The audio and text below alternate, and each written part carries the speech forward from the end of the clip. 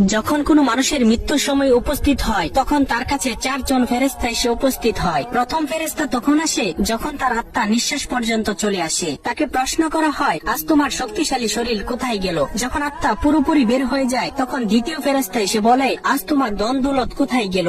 দুনিয়াতে জানিয়ে তুমি গর্ব করিতে। এরপর যখন জানাজা উঠানো হয় তখন তৃতীয় ফেরেশতা এসে বলে, আজ তুমি এমন এক লম্বা সফরে বের হচ্ছ যা এর আগে কখনো করো নাই। আজ তোমাকে এমন এক ঘরে শোয়ানো হবে যেখানে নিঃশ্বাস ফেলানোর জায়গা পর্যন্ত নেই। যখন তাকে কবরে শোয়ানো হবে তখন চতুর্থ ফেরেশতা এসে বলবে, কাল পর্যন্ত তুমি জমিনে চলাচল করেছ, আজ তুমি জমিনের নিচে শুয়ে আছো। কাল তুমি হাসছিলে, আজ তুমি কান্না করছো। কাল পর্যন্ত সবাই তোমার সঙ্গী ছিল, কিন্তু আজ তুমি একা। কোথায় তোমার আদরের স্ত্রী সন্তান যাদের জন্য তুমি মাথার ঘাম পায়ে ফেলে উপার্জন করেছিলে? আজ কেউ তোমার সঙ্গী হবে না, একমাত্র আল্লাহ ছাড়া।